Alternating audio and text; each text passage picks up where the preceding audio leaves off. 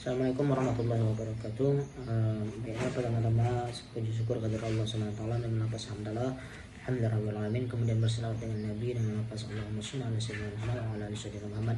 Nah, teman-teman sekalian, pada kesempatan video kali ini saya mewakili dari kelompok saya ingin membahas tentang konsep survei kepuasan pelanggan pendidikan dan penyusunan instrumen survei.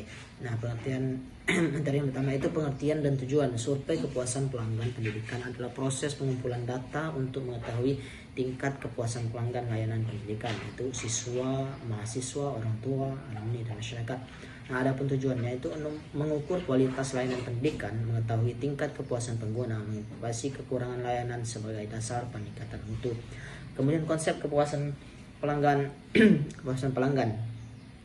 Kepuasan pelanggan adalah perbandingan antara harapan dengan kenyataan layanan yang diterima.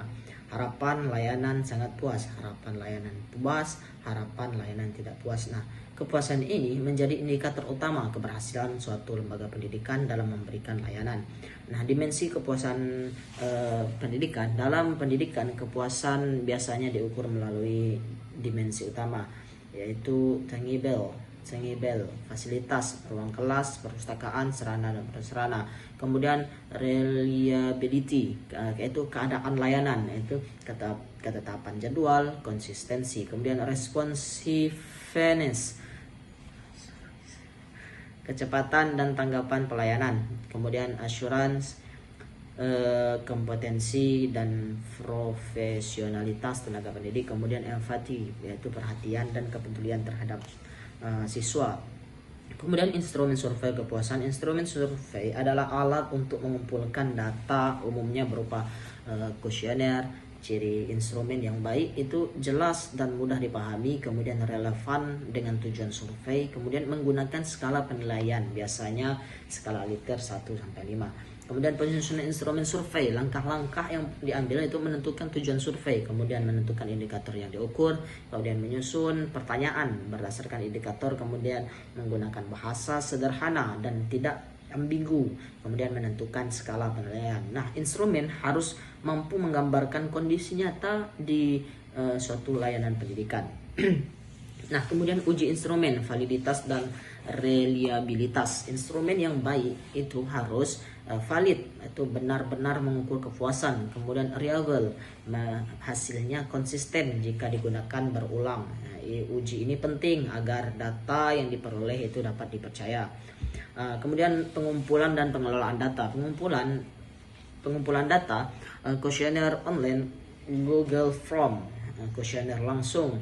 Pengelolaan data menghitung skor rata-rata pengelompokan tingkat kepuasan, kemudian membandingkan antar indikator.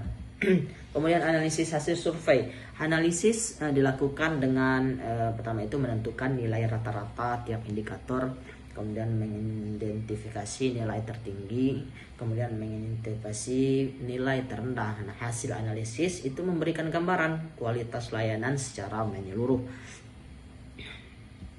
Kemudian interpretasi dan tindak lanjut hasil. Nah, survei digunakan untuk evaluasi mutu pendidikan, perbaikan layanan yang kurang, yaitu pengambilan keputusan manajemen. Nah, contoh tindak lanjut, perbaikan fasilitas, pelatihan tenaga pendidik.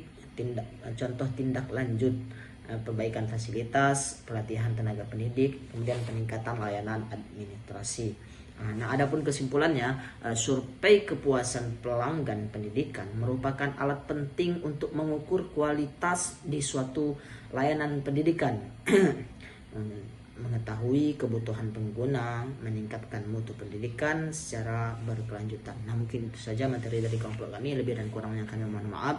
Kami akhiri. Wassalamualaikum warahmatullahi wabarakatuh.